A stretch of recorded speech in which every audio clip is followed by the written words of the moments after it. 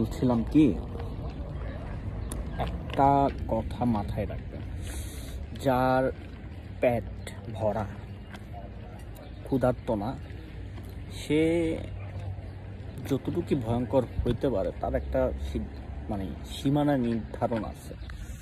কিন্তু যে মানুষটা ক্ষুধার্ত, ঠিক আছে, এই মানুষটা ভয়ঙ্কর ভাই, ভয়ঙ্করের তার কোনো সে কোনো সীমানা রাখবে না, লিমিটলেস।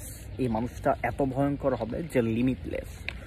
তো আশা করি বুঝবেন এই মুহূর্তে বাংলাদেশের যে অবস্থা, সব কিছু অল ওভার মিলাইয়া রাজনৈতিক যে পরিস্থিতি, এই জায়গায় আশা করি সবাই বুঝবেন যে আসলে কি বুঝাইতে যাচ্ছিলাম এই ভিডিওতে।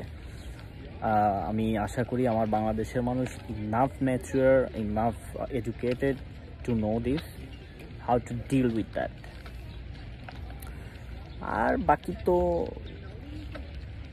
কি দেখা যাবে কি হয়।